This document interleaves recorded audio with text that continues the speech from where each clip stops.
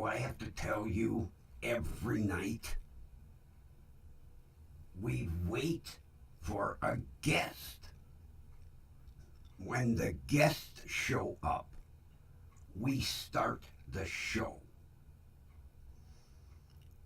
All you have to worry about is doing your bow correctly. That's all you have to worry about. I never saw somebody that needs to be instructed how to do their goddamn bow every night. You idiot.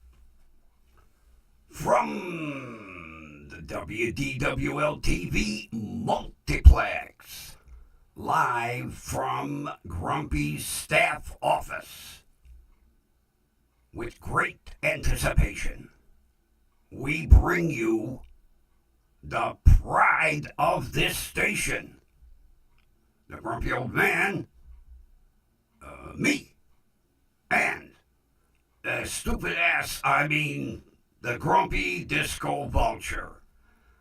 Can you take your bow the proper way now? Straight. Oh, yeah, you did it right. Idiot. Back in your corner. Look at that camera. Okay. Greetings, friends. Uh-oh, look who's here. No bed's here. Cathy's here. Oh, what a day. What a day. Before we get started, that request you sent. Now, is that per yours or mine? I've got one, but I never, after I set it up, I never used it. I don't know why I set it up. I've got one, but if I click, is that for yours? You're confusing me with all this technology, you know.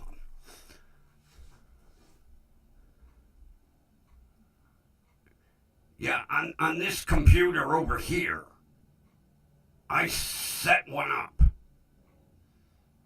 but I never did anything with it. And I can't remember why I ever set it up.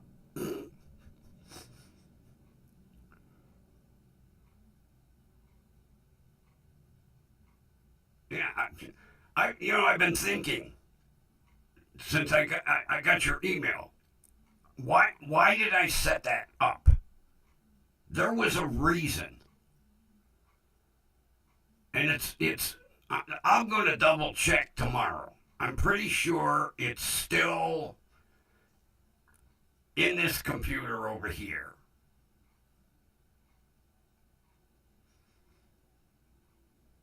I'm having enough.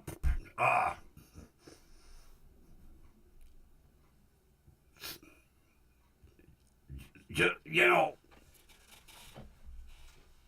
it's the thought of changing streaming programs is starting to make me nervous. I looked in to the new one. What I'm going to do sometime tomorrow, I'm not positive about tomorrow. I'm going to download it in. Yeah. That's it. That's why I set it up. Yeah, that's right. God, how could I forget that? But it's been a long time. But what I'm going to do, I'm going to put it on a spare computer and kind of play with it and see if it's something I think I could operate.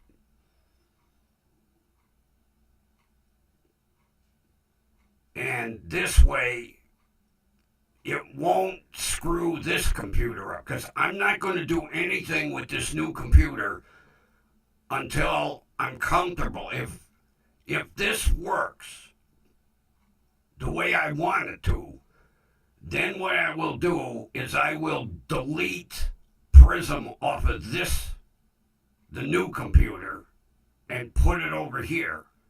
Because the only thing that's on this computer right now is Prism and Gargle.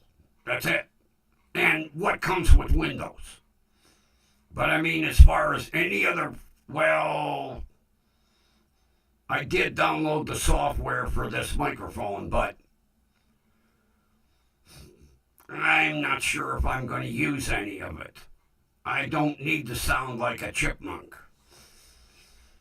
Although, it's amazing what's in that software.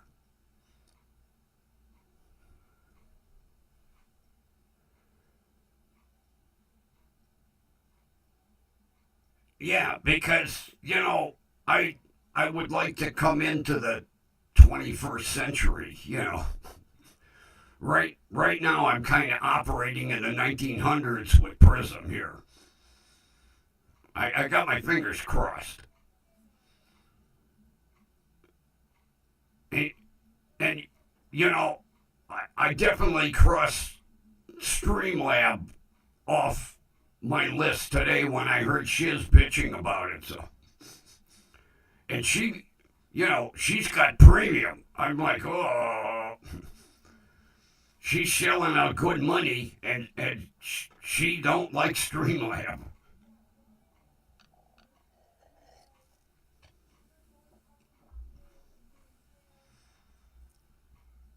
We'll get it. Sooner or later I'll get it all figured out. Part of the problem is with all this streaming software, it's aimed at somebody that knows what they're doing. You read it. Oh, for beginners. Yeah. I'm a beginner and I can't. Although maybe if I brought a 5-year-old in and sat down next to me, he'd go, okay, here, this.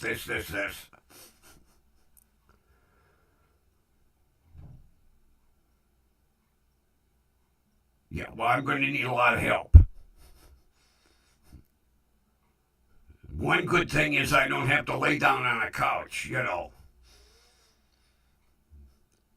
That comes later on next month.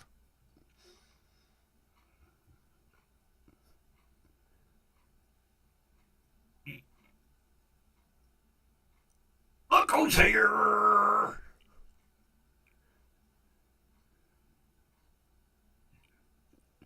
Jenny made it here.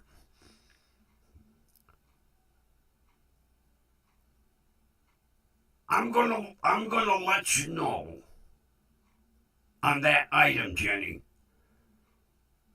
I don't think I have that one. I'm about 90% sure I don't have that one.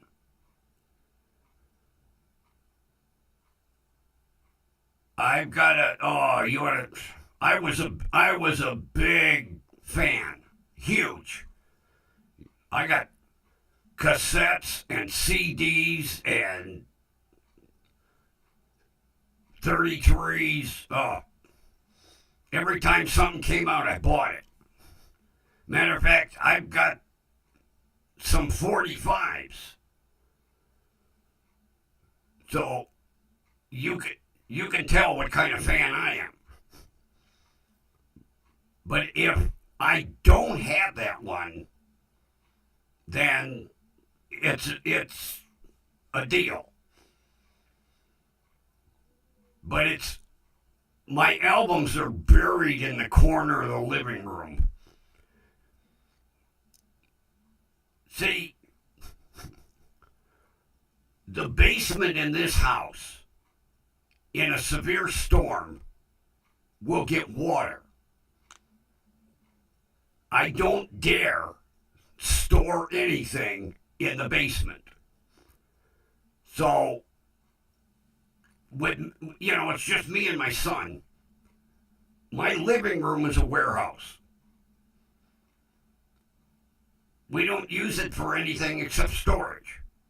And I got to move my Jeff Gordon collectibles out of the way to get to my albums,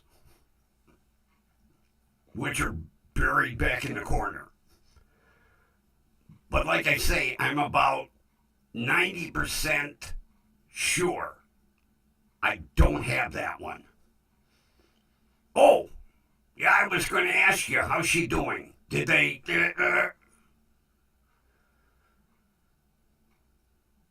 times 2?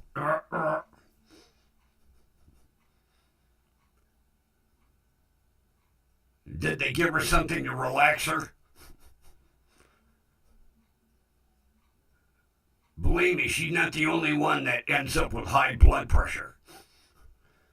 Especially when they come at you with that fucking needle about this long. And, dentists are sneaky.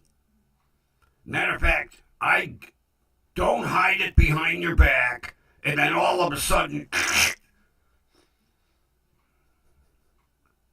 he's like, well, it makes people nervous. I says, well, fuck yeah, it makes people nervous. I said, that goddamn needle's 4 inches long.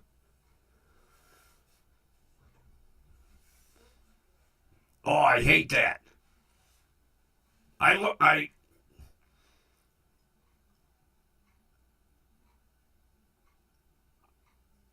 wasn't aware until I saw my dentist partner walk in the room across the hall with that needle behind his back. And this was my first visit. And, they did all the x-rays and all that bullshit. And I says to him, I says, hey, I see how sneaky you guys are with that Novocaine. Don't pull that shit with me. You walk in, you got it in the hand. Not behind your back, and then stab me when I'm not looking. He's like, well, we do that because people get nervous. I said, well, yeah, you come at me with a goddamn 4-inch needle, I'm going to get nervous. Him and I didn't get along.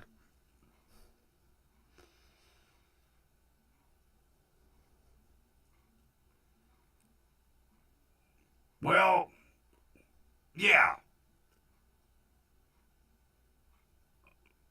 She saw what you went through and then immediately pops into her head. So, yeah, her clock was wound already. Although I have yet to talk to anybody that has a pleasant experience, come out of there and go, oh boy, I can't wait to get more teeth pulled, or I can't wait to have some more fillings done. Man, I would love another root canal.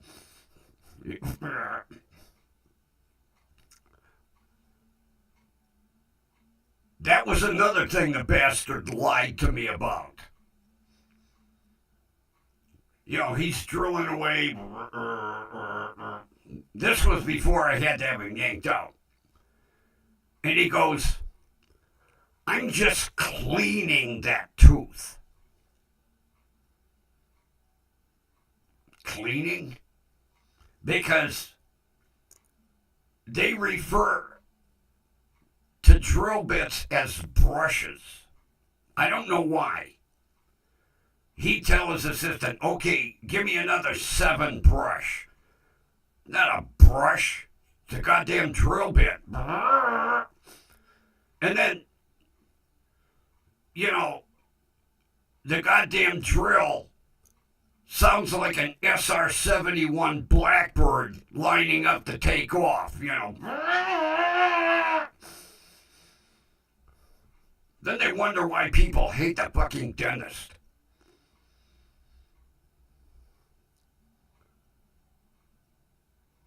You would think with modern technology they would figure a way to make a new drill instead of that thing winding up like a jet engine. I've never had a good experience with a dentist. I've been through more dentists. And then they were doing like four teeth at a time. I told him, yank all them son of a bitches. I'm here. I said, put me on an appointment where you don't have any more for the rest of the day. You're going to work on me. I want them all out in one visit. Oh, no, they don't do it that way. So he was doing 4 at a time. Well, then, come to the last 2, and the virus hit. And I haven't made an appointment to get the last 2 out. And, they had done all the impressions for the upper plate. Now the upper plate's going to be worthless. Because we're going on 5 years, and these gums up here are as tough as shoe leather now. See, mine wouldn't do that. He don't believe it. He goes, oh, I don't believe in it. It's my mouth. I don't care what you believe in. I only want to be here once.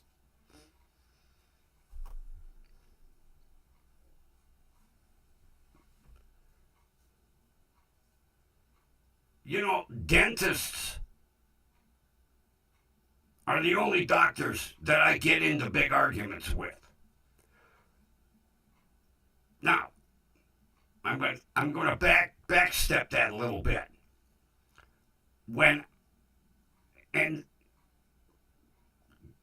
Kathy would know, I was with the clinic for my hospitalization.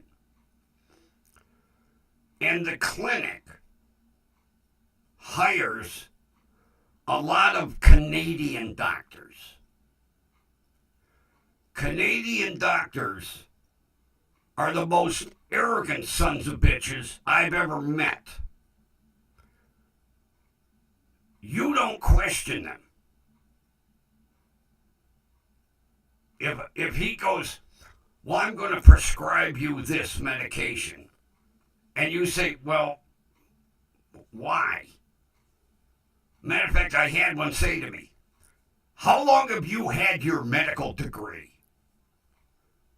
I said, what the fuck did you just say? How long have you had a medical degree?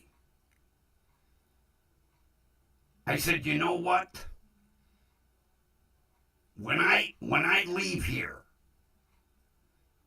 take a good look at my ass, because that's the last thing you're going to see.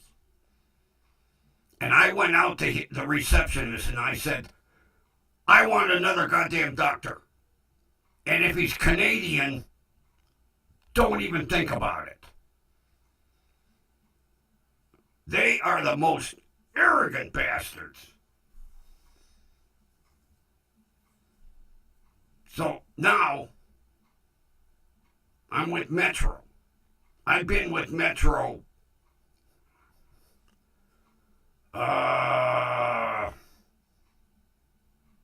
I'm going to say about 12 years. Give or take. The most wonderful doctors I have, no matter what, whether it be my oncologist to a dermatologist, my primary care. As a matter of fact, tomorrow at 1:30, I have an appointment with my pain management doctor. I'm actually looking forward to it because him and I just we get along like we've known each other since we were little kids. I enjoy going to the guy. Of course, he don't stick me with needles. Just saying.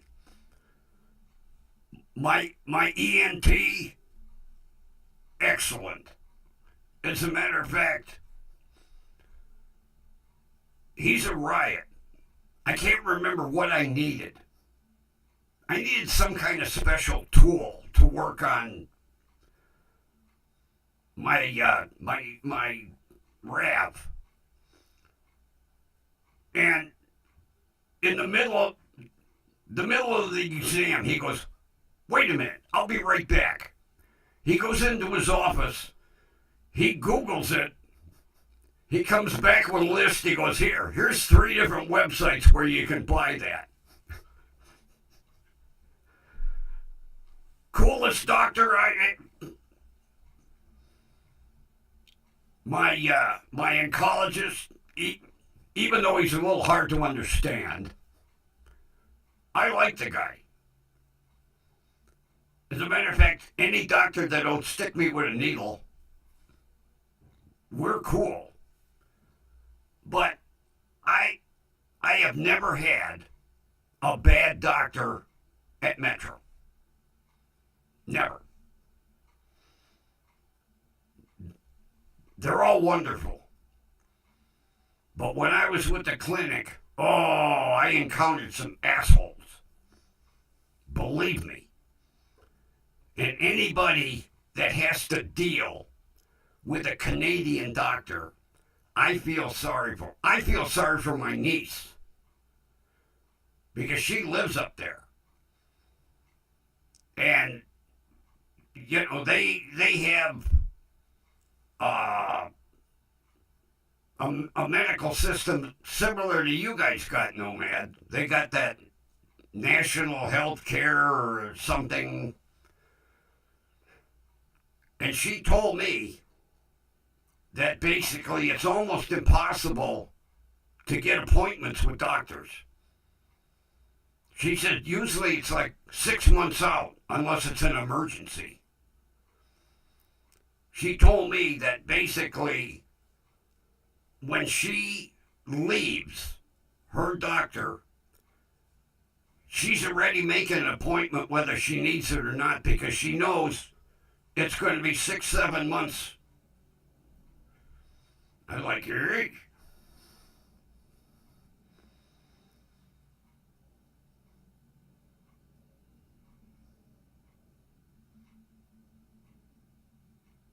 You're doing... Oh, that's right, you do the thumbnails for them. That's okay, you're allowed. I like Jeff. And Scotto. Who can't like Scotto? Oh. He's a trip. Especially last night when he had a judge's costume on and he had the big white wig. I've got one. I don't have the black judge's robe. I got a green one. But I got the big wig.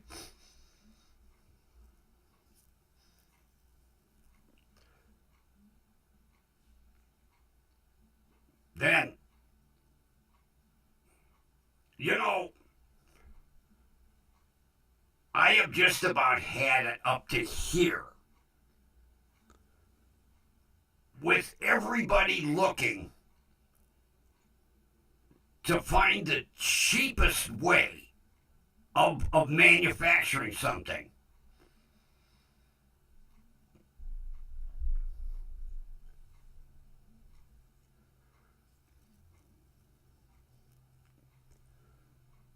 Did you check?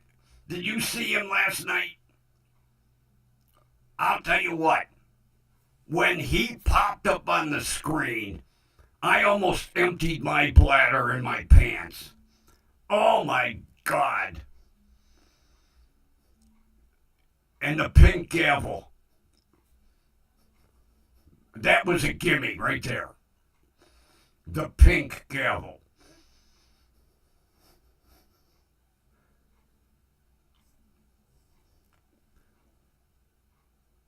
You know, I had mentioned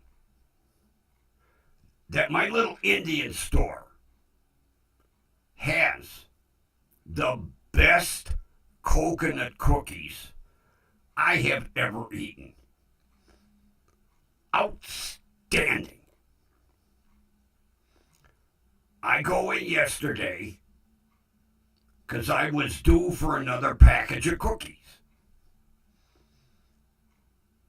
So I get the cookies, and after dinner, I have about 6. They're about like so. I broke it in half. I break it into 4. I popped a piece in my mouth, and I was like, something ain't right here. I popped another piece. I said, evidently this must have been a bad one. So I grabbed cookie number 2. Popped a piece. Okay, maybe I got 2 bad ones. I get to cookie number 3, and cookie number 4, and cookie number 5, and they're overbaked, and they got no flavor. I was like, okay, maybe I got the end of the oven today. So today, I go in, and I'm looking at all the packs of cookies. Now, the previous cookies were nice and tan. Every package was like brown. The same as what I got. So I says to the one brother, what's with the cookies? He says, what do you mean? I said, they're overbaked and they got no flavor. And I says, if you look at all of them cookie packs you got back there, they're all dark around the edges. So he goes, you show me. I said, okay, come here. I says, now, here's one box of the old ones. I said, take a good look at them. I says, now, look at all the new ones. He said, oh, they don't look the same. I said, oh, you got that right. He goes, wait a minute, I make phone call. So he calls the supplier. and they're talking in Indian. I don't understand Indian. But I'd see him shaking his head. And I know it's not good news. So he hangs up and he goes, "Oh, you're not going to hear this." I says, "I can tell by the look on your face." He goes, "They switch bakery." I said, "Yeah." "New bakery make cookies cheaper." "Oh, uh-huh. Yeah."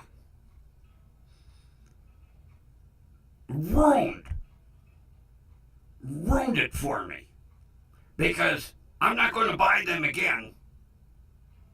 Because I don't want to eat cookies that are overbaked and no coconut. The other ones, oh, you bite into them, oh, coconut. These tasted like cardboard. Crunchy cardboard. And I told him, I said,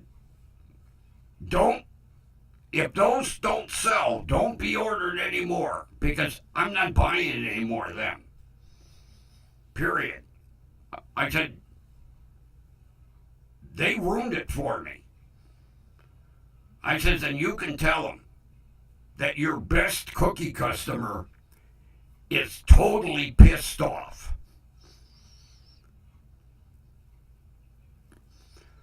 Oh, they tell me outright that, I'm the best customer they got. Hands down. They tell me, you are best customer. You are best. Because when they get something new in, they'll give me a pack or whatever. Here, you try.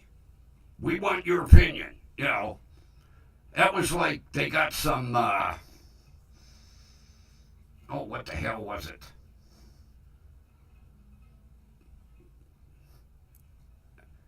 Indian style Ritz crackers.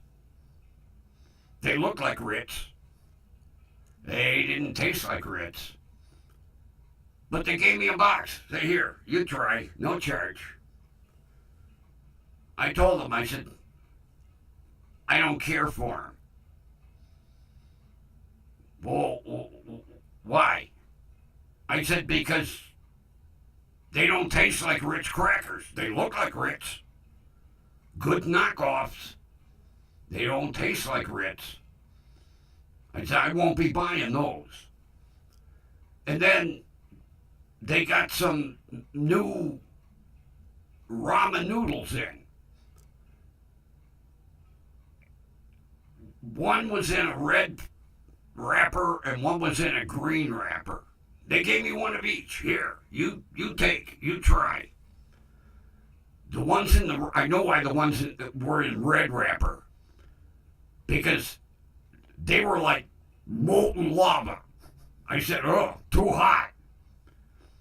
He says, what about green ones? I said, oh, green ones, just right. He walked over on the shelf, handed me another pack. Here. We sorry you don't like red ones.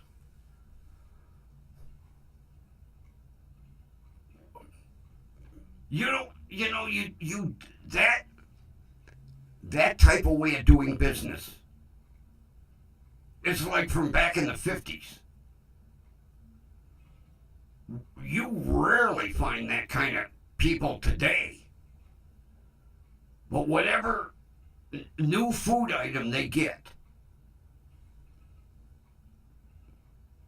here, you try. We want opinion. Because basically, I told them, I'm going to give you an honest American opinion. Whether this is going to appeal to the American palate or not. But they fucked up my cookies. Oh, I was so disappointed. I'm like, oh, gee. So I told him, I said, this one pack of the old style, put them under the counter. I'll be ready for them in a couple of days. Don't sell my cookies. Somebody comes in for coconut cook, tell them to eat the shit back there on the shelf.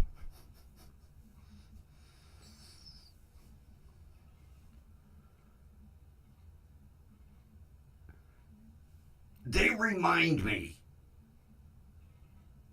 of my days when I was little going to the West Side Market. You go to the market and you were always getting, here, try this, try this, try this. Although, I'll tell you what, we have a small grocery store in Lakewood.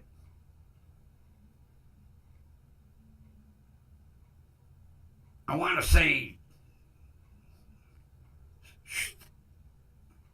Stop and Shop, but I'm not positive.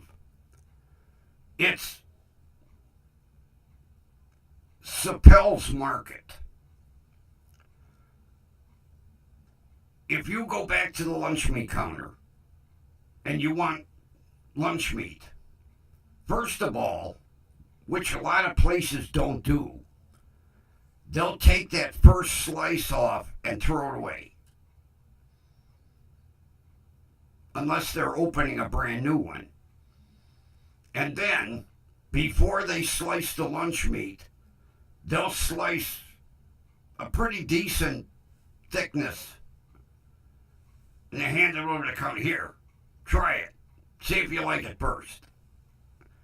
And like I tell the guy, I buy this all the time. Try it anyway. Okay.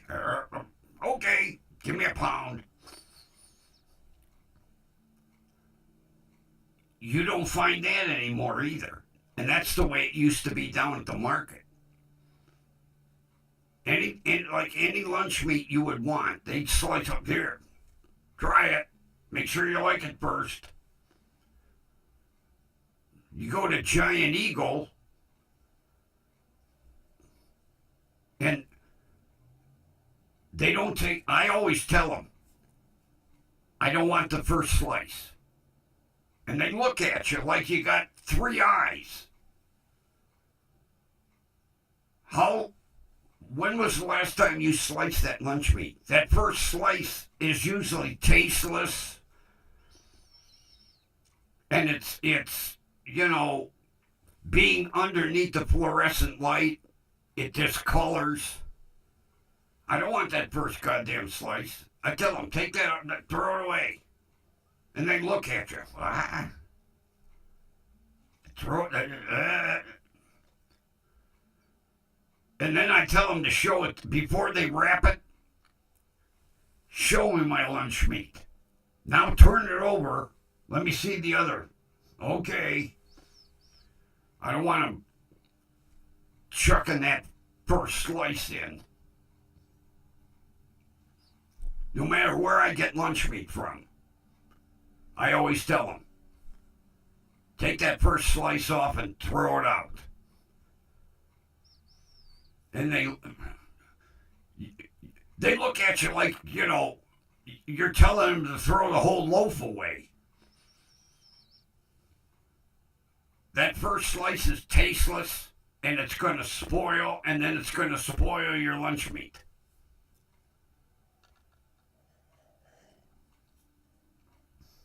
And it's usually bleached out from the fluorescent tubes in the meat case.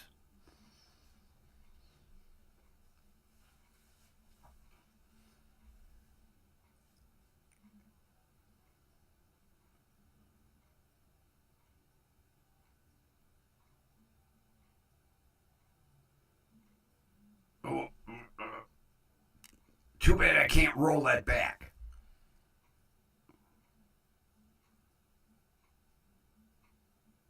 I'm getting the whole hams and to keep the ham sticks in the middle. I missed the top portion of that, damn it. Whatever you said. But man, I'll tell you what, I look forward to my dessert at night. And especially since I found these outstanding cookies. And they ruined them. Absolutely ruined them. And I've got a whole package. Believe me, I'm not going to be eating them with a smile on my face. But soon as we went back and we looked, he got right on the phone. And he called. Yeah, what's with their cookie? Yeah, we switched bakeries. Yeah, and your bakery screwed them up. Cheapened the recipe, overbaked them. I told him, I said, this mouse knows good cookies. And those aren't good.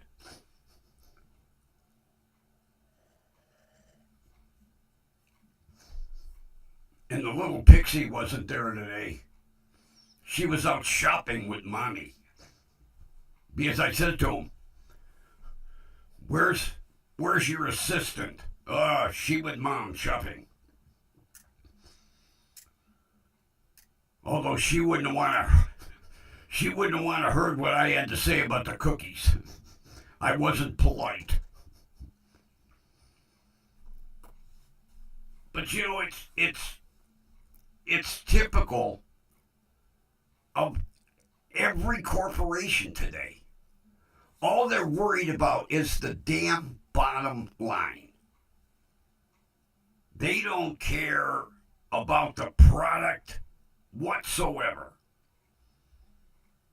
And no pride in workmanship anymore. No quality control.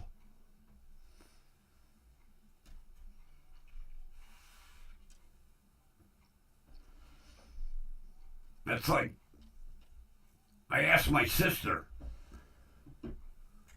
I says, you're cranking them brand new engines out. What kind of quality control do you have at that factory? And she said basically next to none. If she puts it on the test stand and it starts and it runs, they run them for 5 minutes. If it runs for 5 minutes, ship it.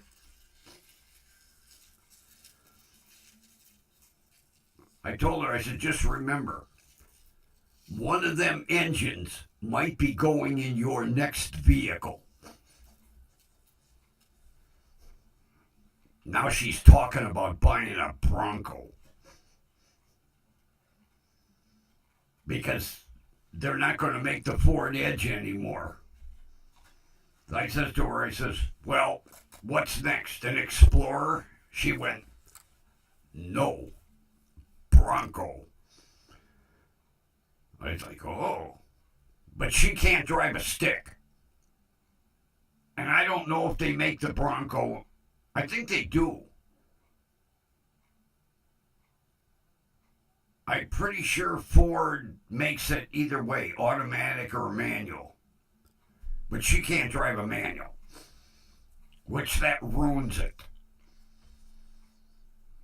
A Bronco, a Jeep, they gotta be a true SUV, utility vehicle. Because that's what Jeeps were back in the day. Oh. I never did tell the Jeep story.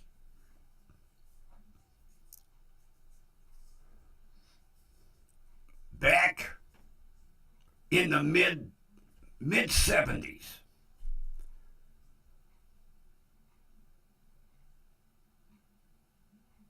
I heard of you could write, and this was before internet and email, you could write, I can't remember what government office, and they would send you a catalog of surplus equipment that was coming up for sale. And you would have to bid via telephone. So I get the catalog, and they have 200 surplus World War II Jeeps. Oh. Okay. Now, all the Jeeps are basically broken down and crated because they would build them and then take them apart and put them in a crate to ship them wherever. And then the motor pool would assemble them. Well, the Army used to spray cosmoline, which is like syrup, to prevent rust and corrosion and in shipping, because they were going overseas and salt water. So there's 200 Jeeps. Okay, they're all in crates, which means they got to be put together. Then they have to be chemically washed to get the cosmoline off. Okay. So, the Jeeps are supposedly out at the port in California. They're out at one of the naval bases in warehouses. So, 200 Jeeps. I get a bunch of my friends together and I was like, hey, let's bid on these and see if we can get all 200, and then we'll pre-sell them and we'll make some money. Okay. So I bid on the Jeeps. I think I bid like $80. I win. So I need to get them from San Diego to Cleveland. So I need a couple of truckers. So I told the truckers, we'll give you, how many you want? 2? We'll give you 2 Jeeps to bring them here to Cleveland. They said, how about 4? Okay. Each of you guys get 4 Jeeps. Well, then we need a mechanic. We need 2 mechanics to put them all together when they get here. We'll uncrate them, you put them together. Okay, each mechanic wants 2 Jeeps. Okay.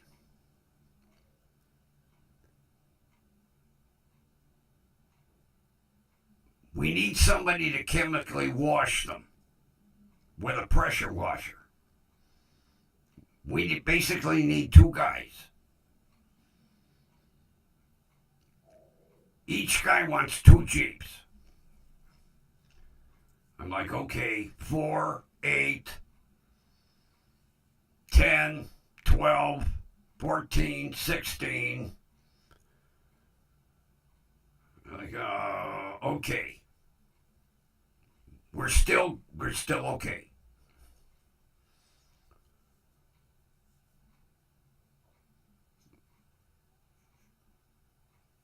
So, we don't have to pay for them until we pick them up. So, I send the driver, one of the drivers, with a certified blank check. He fills the amount in when he gets there. And then they start loading the Jeeps. And they figured they could basically bring back 1, 2, 3, 4, 5, 6, 7, 8, 9, 10, 11, 12. Somewhere between 12 and 14 per trailer load.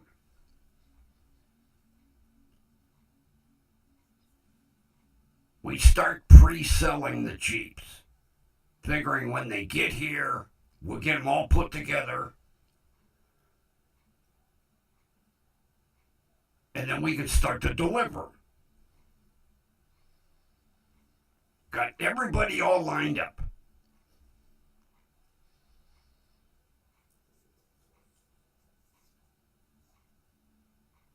I get a call from one of the truckers. He said, we got a slight problem. I said, long as it's slight. He says, well, there was an error in the catalog. What was the error? Well, it's not 200 Jeeps. Okay. How many? 20. 20? We've pre-sold 100 of these already. 20?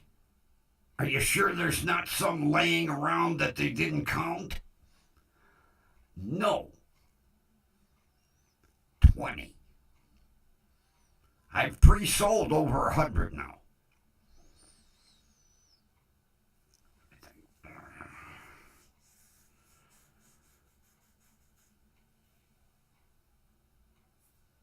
I said, you guys still want 4 apiece? Well, yeah. We got our trucks out here.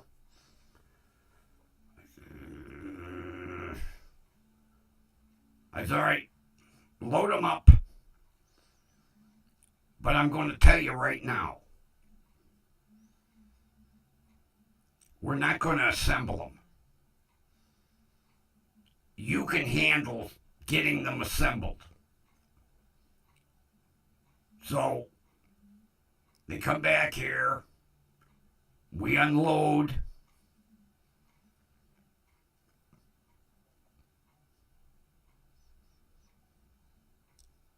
And I'm giving money back.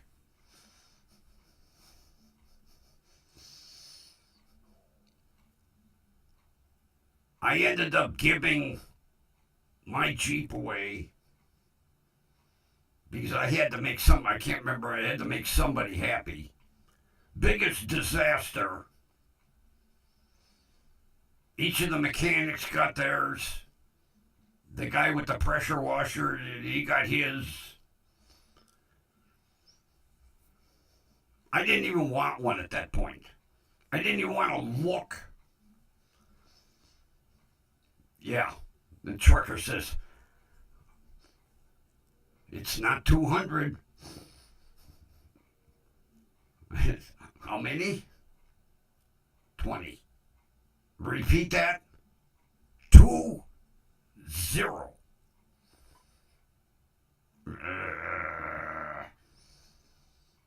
So, of course, they were able to load them on one trailer, and I had to give the other guy his Jeeps for making a trip out there basically for nothing. So there was 8 gone right there out of the 20.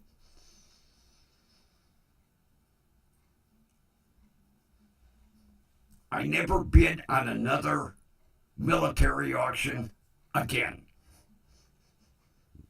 That was the first time and the last time. Oh, we had everything all lined up. It was going to be like an assembly line because, yeah, that's right.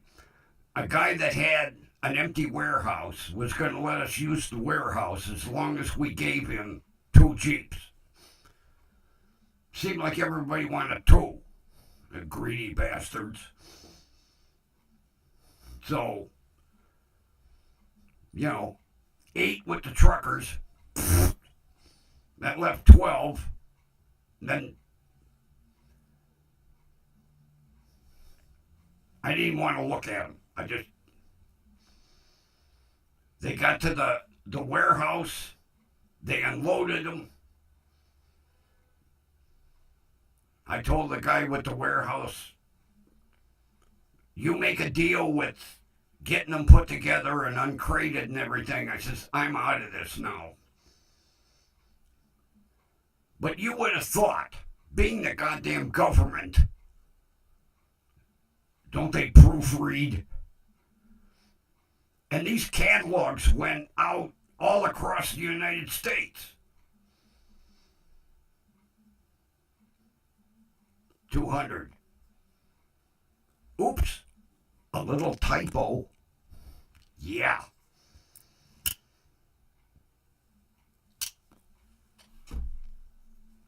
Oh, for Christ's sake. Somebody's at the door. Hold on. There's gonna be a little dead time here. Who the hell's it? I'm not expecting no packages.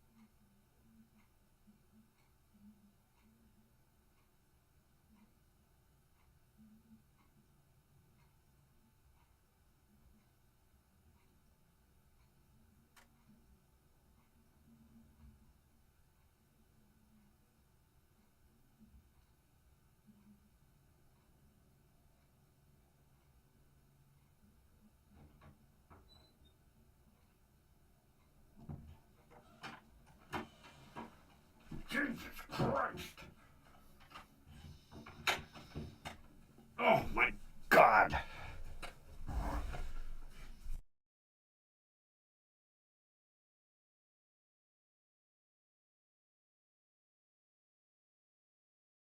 You are not going to believe this. On my side door, I have a big sign. No solicitors. Big sign. No solicitors. It's a cable solicitor. I stepped out the door and I put my arm around his shoulder and I said, can you read English? Oh, why, of course. And I moved him close to. What does that say? I didn't see it. It's as yellow as this shirt with black lettering. It's 8 by 10. No solicitors. I didn't see it. I wanted to smash his head through the glass.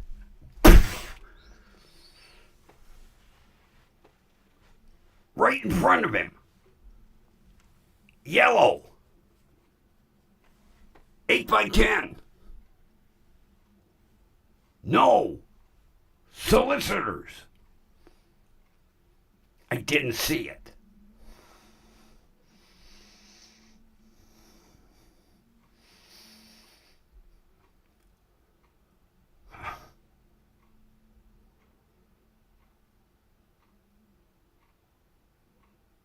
It was in front. Maybe it needs to be a little higher. you know, on the aluminum storm doors, you have the big window on top, and then you have the aluminum separating bar, and then the smaller window on the bottom. It's screwed right to that bar.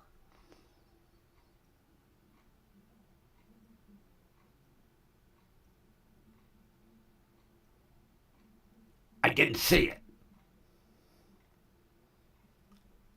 How could you not see it? That's what I said to him. How could you not see it? You know what? I think he was so goddamn stupid. He didn't know what solicitor meant. Maybe he was English.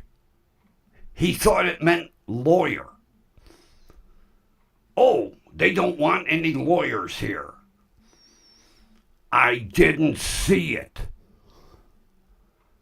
I wanted to smash his head through the glass.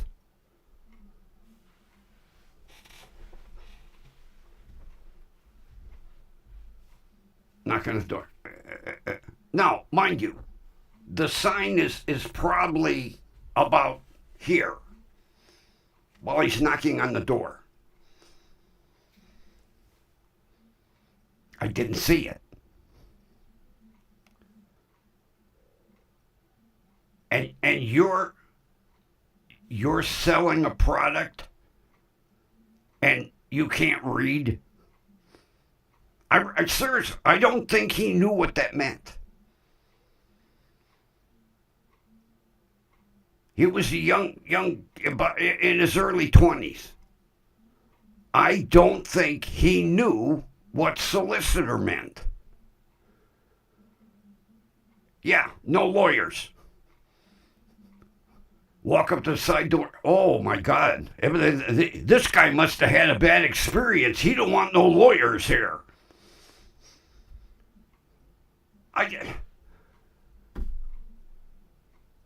I really wanted to grab him by the back of the neck and smash his head into the sign. I didn't see it. I really, no man, I don't think he knew what, so either that or he thought it was a lawyer. I've never seen somebody have a sign on their side door that said, "We don't want no lawyers here." I mean, it's an 8 by 10 sign with letters probably about that size. No solicitors. I guess I'm going to have to buy another sign. Because they do have them that say, you know, no salesmen, no solicitors, no salesmen, no religious preachers. They do make them like that. They're, you know, no Jehovah's Witnesses, no Mormons, no. Knocking at the door.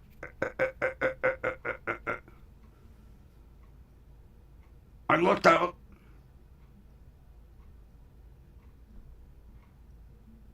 I didn't recognize him. Can I help you? Well, I'm from ABC Cable. Would you be... I stepped out the door. I said, "Do you read English?" And he looked at me. Well, yes. I gently put my arm on his shoulder and leaned him towards the sign. I said, "You know what that, right there, what does that say?" No solicitors.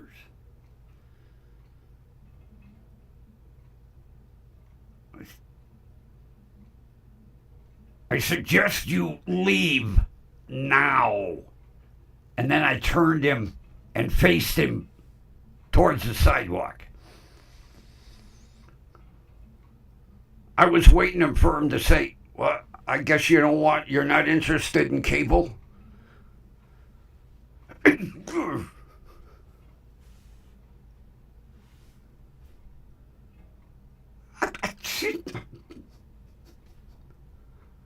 I'm, I'm, I'm speechless.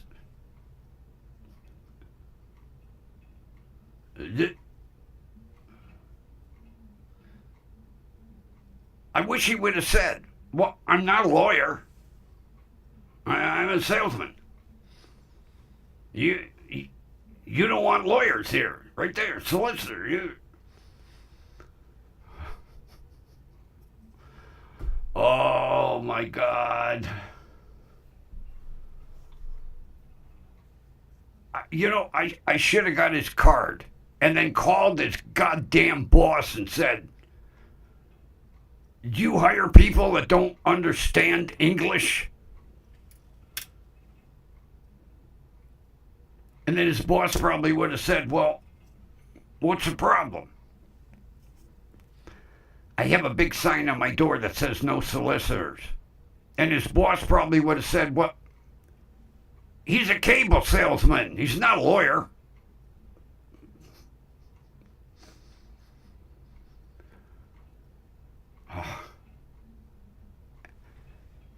This is our youth today. This is our youth today. I guarantee he had no idea what solicitor meant. Because had he known, he wouldn't have fucking knocked at my door.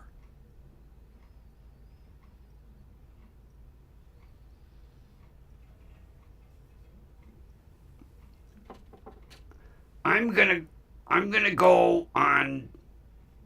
Where did I get this one from? eBay.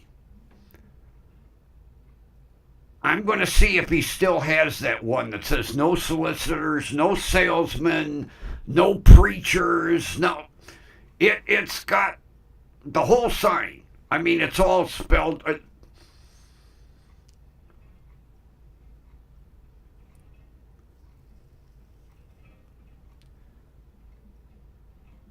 Oh, I couldn't believe it.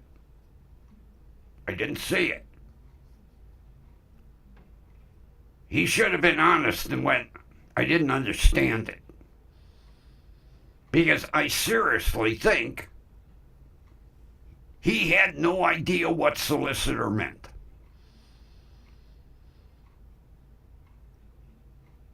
Because basically it's really not a term that's used a lot anymore when you come down to it. You know, back in the 50s, 60s, 70s, no solicitors. You rarely see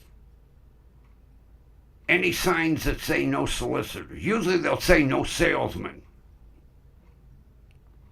But I'm going to see if I can get that one that's got everything.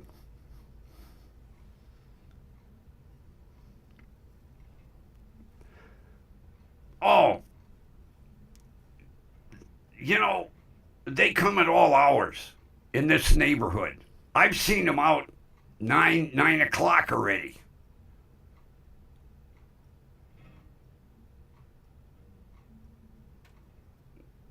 They just,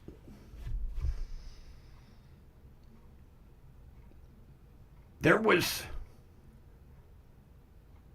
a couple of weeks ago,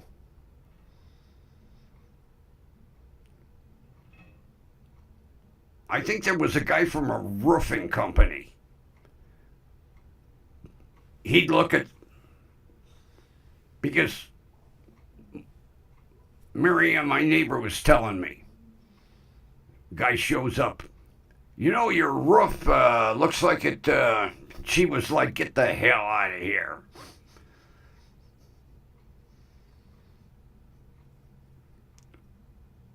They don't, they're, you know, they're inconsiderate as hell nowadays. You know, back in the day, after like 7 o'clock, you never. Oh no, 9 o'clock, they're knocking on the door. Would you like to buy some cookies? Are they coconut? Do they come from such and such bakery? Oh, well, yes. I don't want them. You guys overbake them.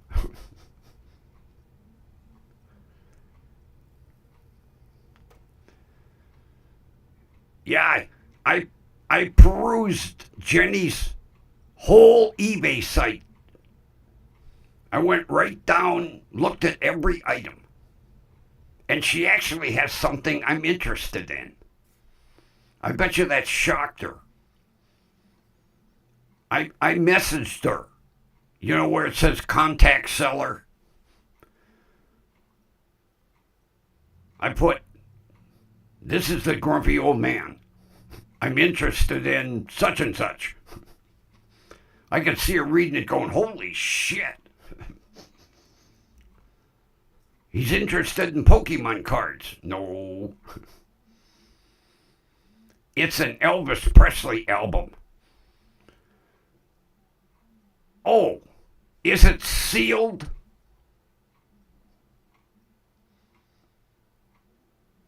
Or has somebody played it? Is it brand new?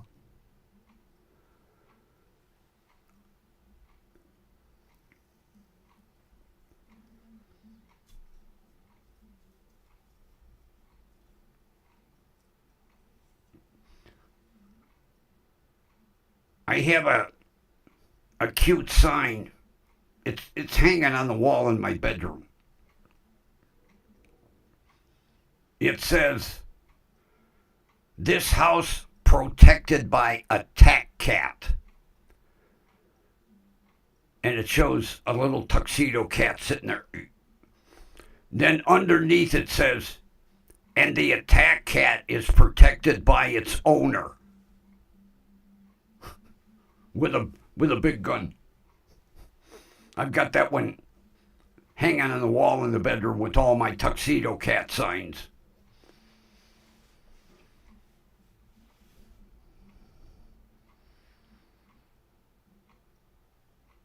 Oh, that would scare the shit out of me. Open the door and see that looking at me. Oh, sorry. I'd be backing away. Because I didn't want to turn my back and for fear you'd open the door and it'd bite me on the ass.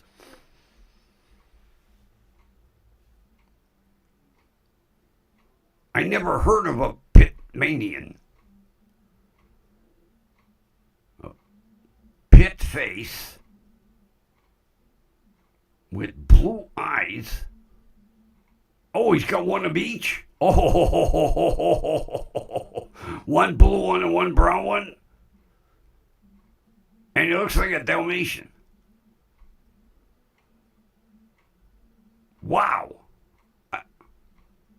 I've heard of some weird cross breeds, but a Pitmanian. Or a Pitmation, pardon me. Read English, Grumpy. Pitmation.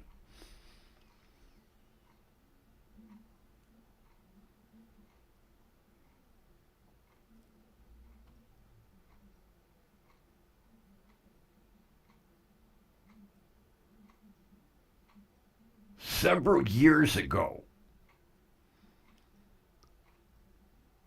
it was when I was working for the insurance company.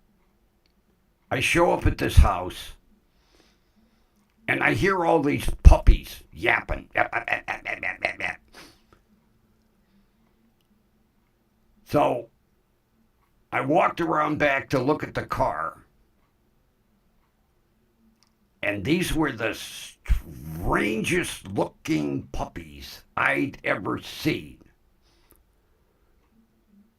And I asked the woman, I said, "What breed are those?"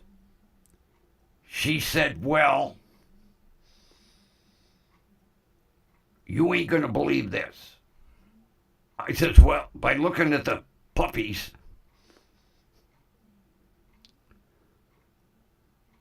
the father was a Great Dane, and the mother was, oh, what the,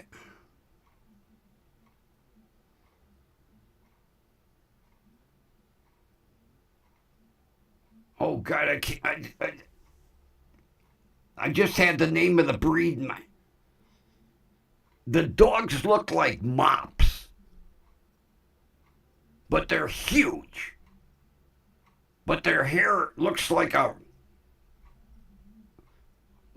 string mop. I can't think of the name of the breed. I just had it.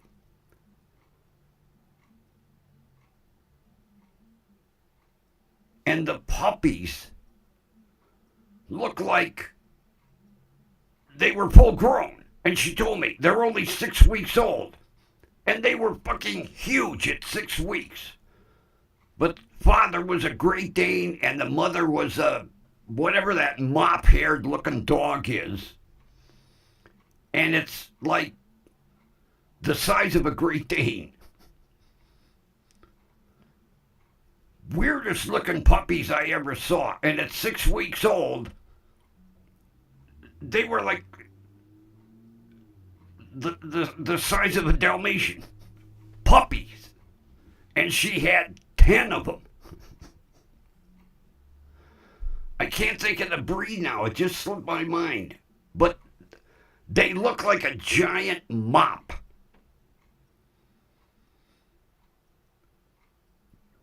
Weirdest looking puppies I ever saw.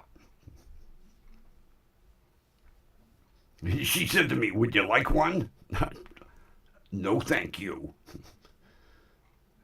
Be the size of a goddamn horse.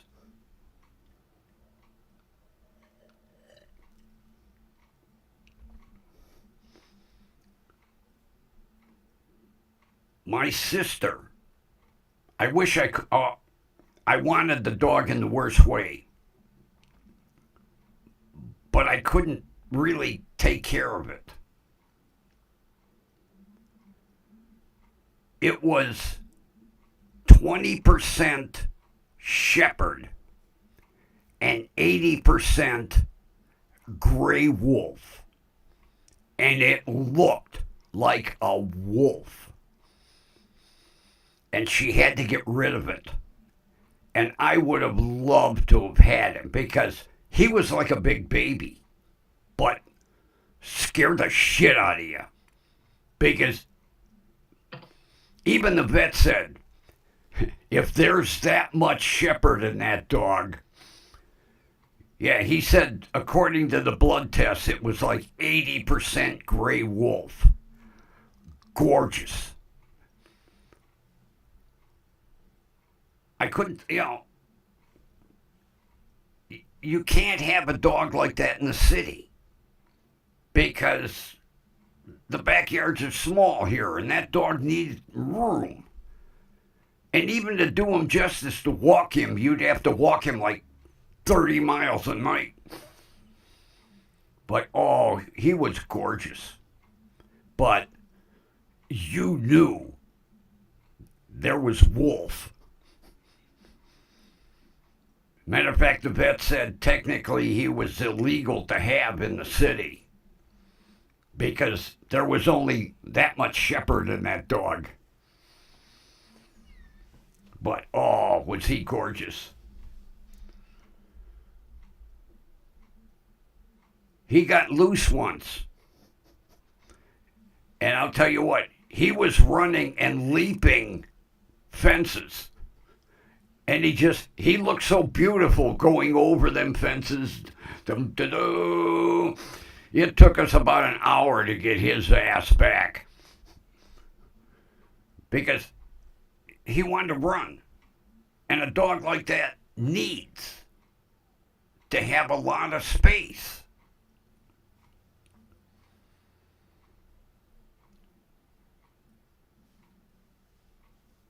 Yeah, they're gorgeous though. Oh, he was beautiful. But when, I'll never forget, we went to the vet's office. And we walked in. And everybody that had animals cringed in a corner.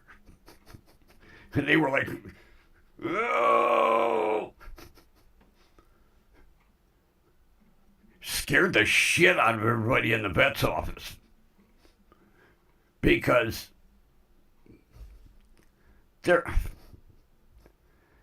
You know, we tried to pass him off. Oh, he's half wolf and half shepherd. Yeah.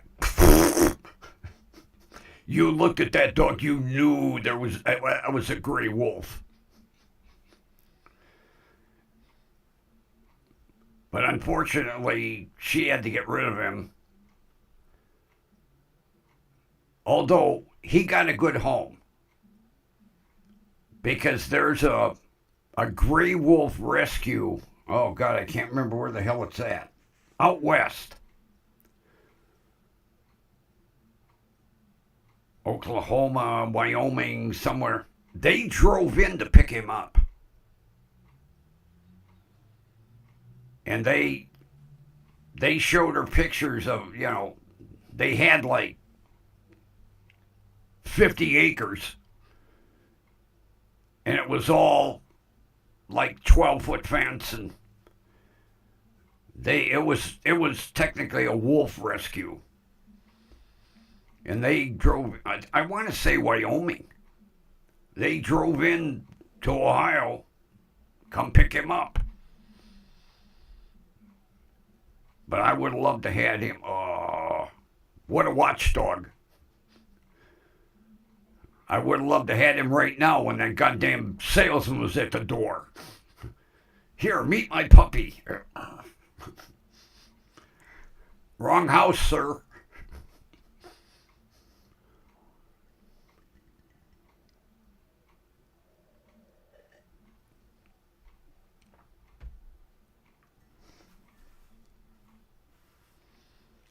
See,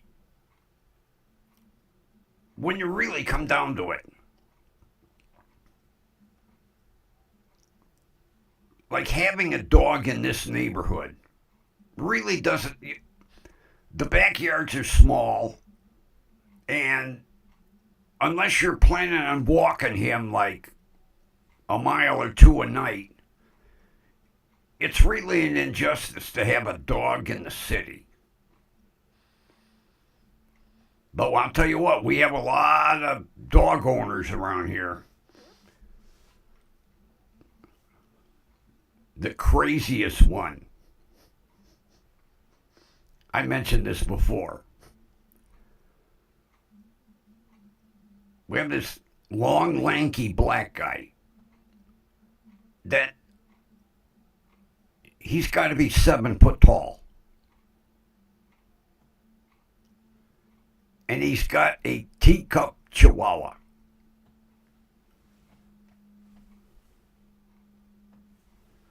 And he walks this dog every day. Here's this guy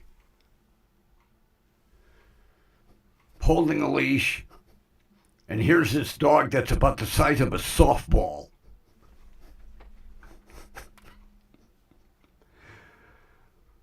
I try not to laugh when he goes by. It's hilarious. His shoe is bigger than the dog.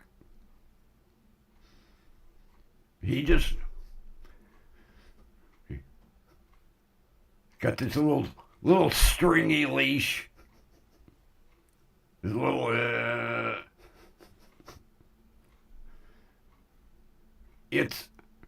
it's the most hilarious. It looks like something you'd see in a circus, you know. Here's this 7 foot tall guy, and he's got a dog the size of a softball.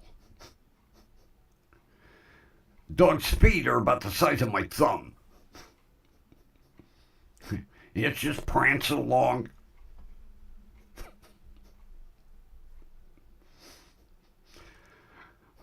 I really like to ask him, say, have you ever, taken a movie of yourself, a video of yourself walking your dog, and then looked at it? If he's walking and I'm out, I go the other way. Because I want to bust up laughing. It is hilarious, though.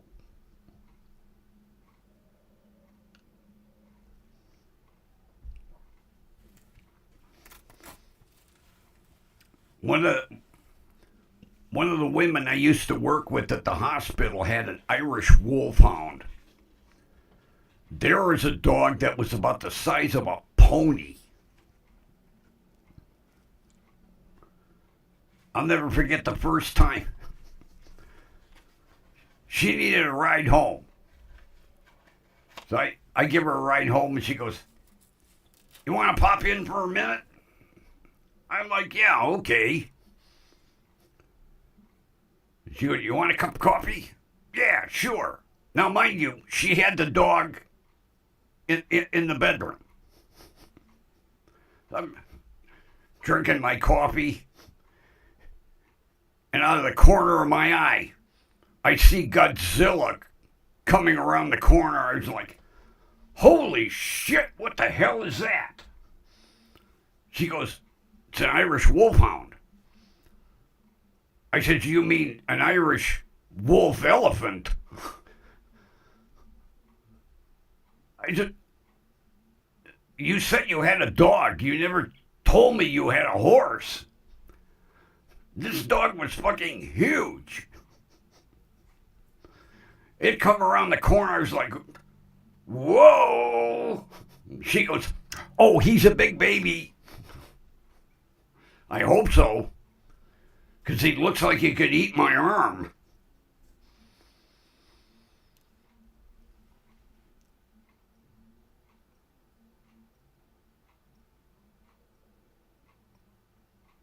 You must have crappy free Wi-Fi in the neighborhood.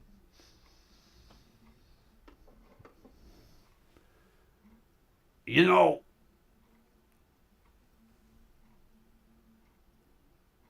I think 2 years ago, the city has Wi-Fi throughout the neighborhood. And they're these little brown boxes on the top of like light poles. And they're like every 2 blocks.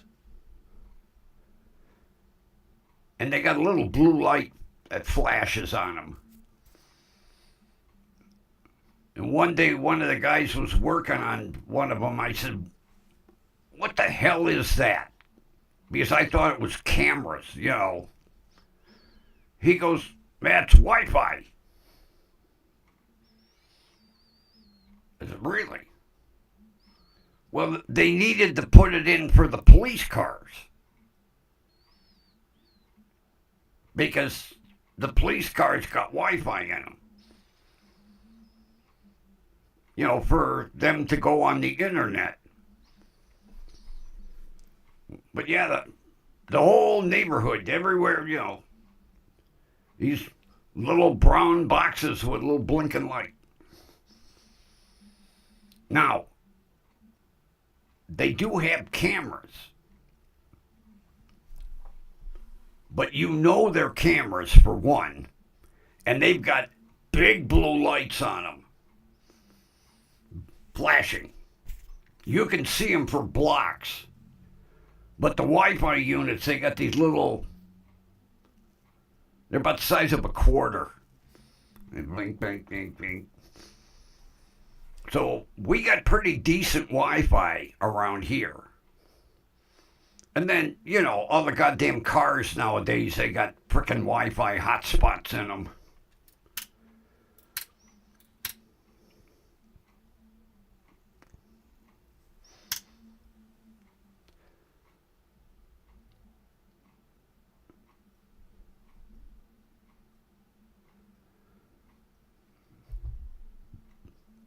Well, you know, if you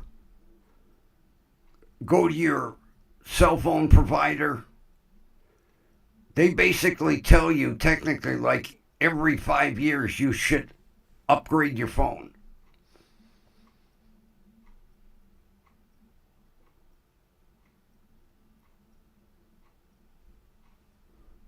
I am not upgrading my phone every 4 or 5 years.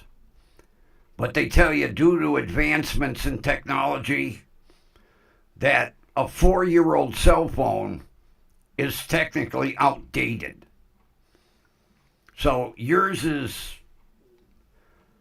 getting there to the point where it needs a replacement. Your cell phone provider would be lovely, very happy to talk to you.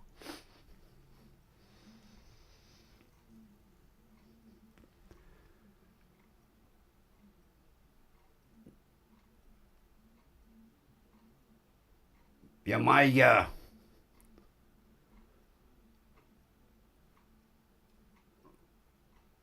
well, when I was with AT&T, they were always prompting you to get a new phone. And I'm like, I don't think so. Now, I've got 2 Motorola's. One is a 2023 and one is a 2024. So I'm good. I'm good for about 10 years because, believe me, I'm not replacing a phone every 4 years. But they tell you technically, at around 4.5 years, you should be looking to upgrade because technology changes so much. That's why, goddamn iPhone, although they come out with a phone like every year, but if you talk to your cell phone provider, they'll tell you 4.5 years, you should be replacing the phone.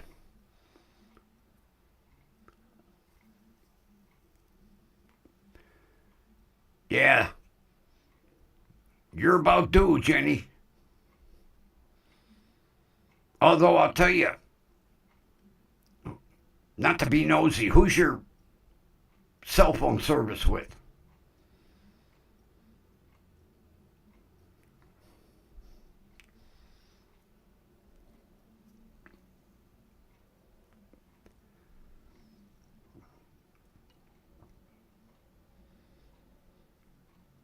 Because see, like with me, I'm with Consumer Cellular. I pay $25. Unlimited talk, unlimited text. And what I did, I bought my phone direct from Motorola. I got a deal on it, but you get it unlocked. And most, like Motorola, they sell them to you unlocked. And then you go wherever you want and you get your cell service.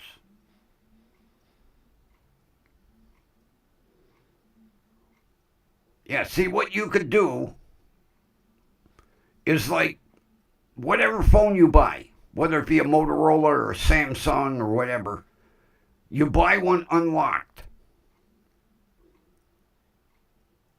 And then you go to Metro and say, hook me up. Here's my phone.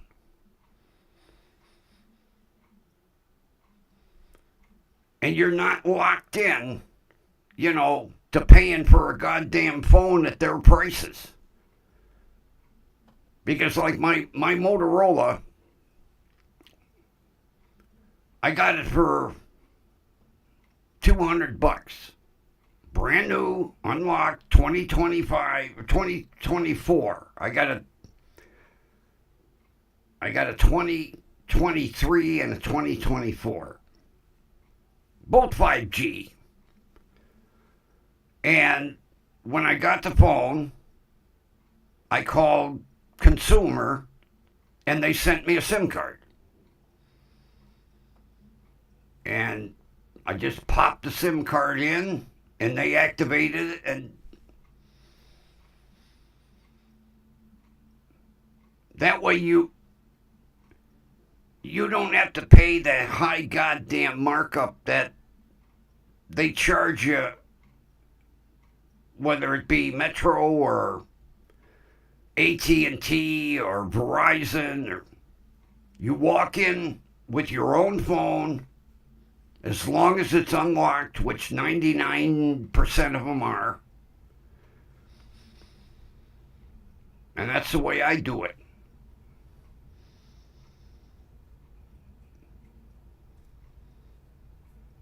I called consumer and I said, I've got my new Motorola Moto G stylus.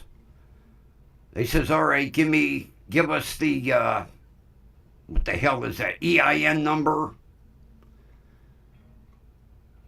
And they sent me a SIM card.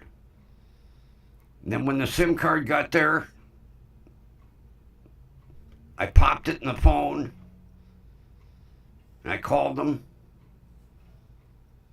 and they did the activation and I was good to go.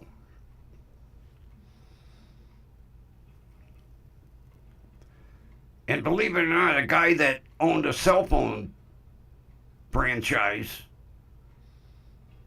told me, he said, if you want to beat the charges, buy them direct. Just make sure they're unlocked. And I prefer Motorola, and I happened to go on the website one day, and they had a closeout sale going, $200, regularly $6, so I saved $400 because it's bullshit going to Verizon or whoever. You ain't getting no deal, you know. And the one thing I like about consumer is no contract. I could call them tomorrow and say, hey, I don't want your phone service no more. Okay, sorry to see you go. Bye.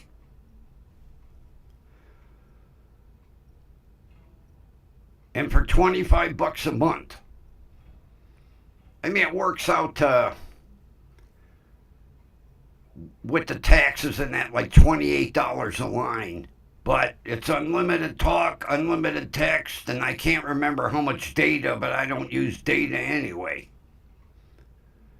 And I've been with them, God, I've been with consumer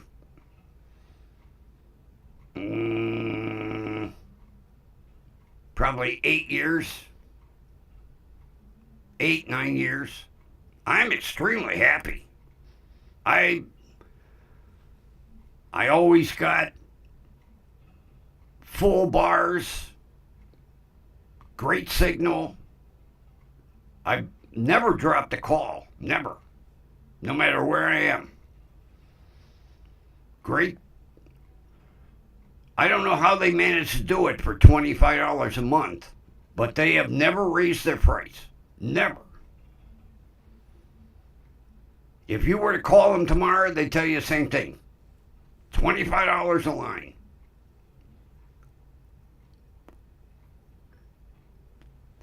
That's if you want unlimited talk and text. They've got they got a $15 plan. But for $10 more to have unlimited works for me.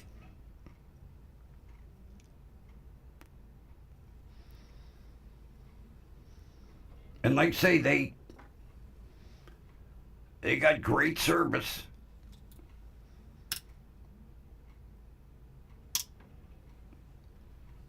And when you call, you don't have to press 1 or scream this or scream that. You call, thank you for calling consumer. Okay. And the girl will ask you, you know, you want sales or you want service? Sales. Okay. I like places that have live people answering the phone.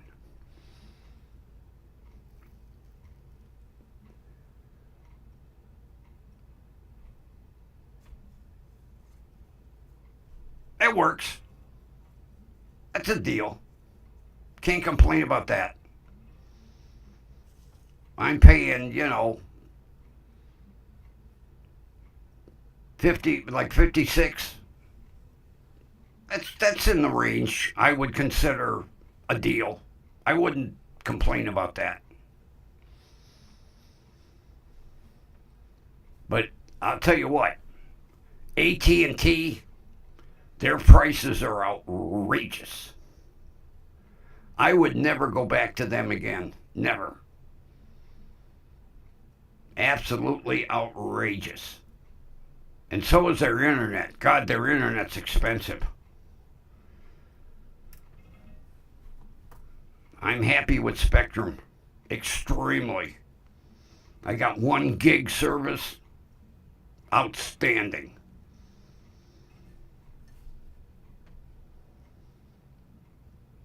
But I shop around, I gotta watch, I'm on unsociable security. I can't afford. Same thing. I've been with Progressive for my car insurance probably 28, 29 years. Matter of fact, if I call and I need something, they're like, wow, you've been with us forever. Well, yeah, you treat me right. I think in all this time, I've only had 2 rate increases, and they were minuscule. I can't complain. And then accident forgiveness. My dumbass had 2. They forgave me. But when you get to be this age, you watch. Because insurance companies are just looking for a reason to get rid of you. Oh, old fart.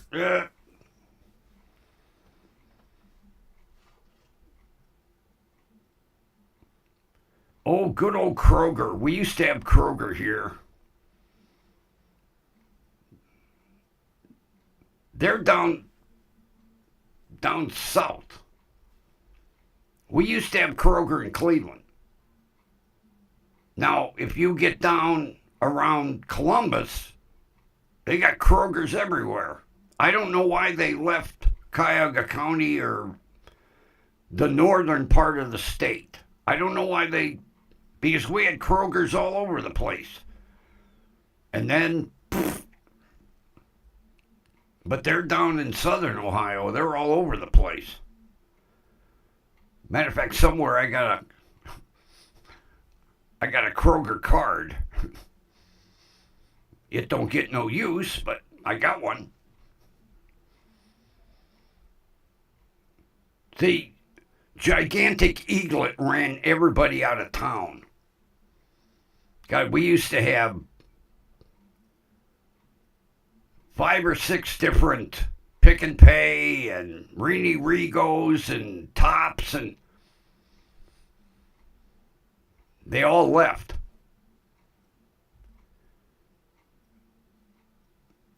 And believe me, once they realized that they were the only one in town, their prices went fucking sky high. I rarely shop at Giant Eagle, believe me. Speaking of food,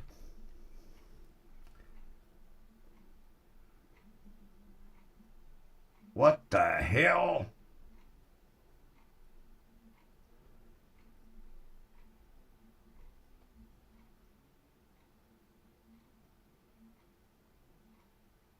My tablet has Amazon. Security error. I didn't go in on Amazon. What the hell going on with this?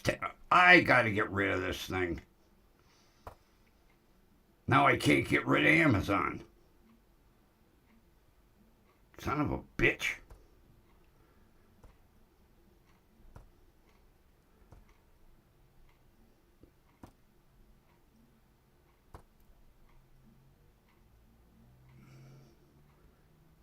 It keeps coming back. God damn it.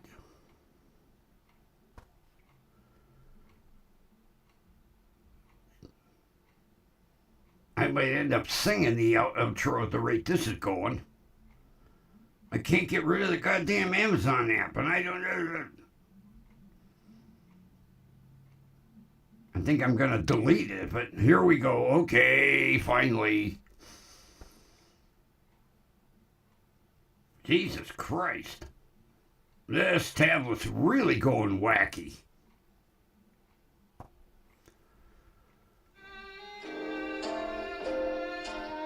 Finally.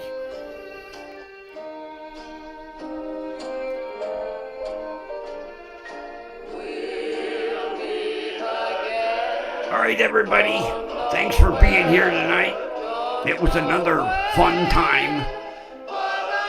Shrimp fried rice. You guys are killing me.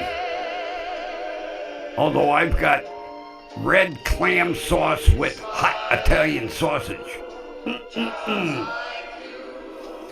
And with that, friends, thanks for everybody being here. I hope you have a wonderful rest of your evening, afternoon, morning, wherever you are in the continent. And we will meet again tomorrow night. And with that, see ya.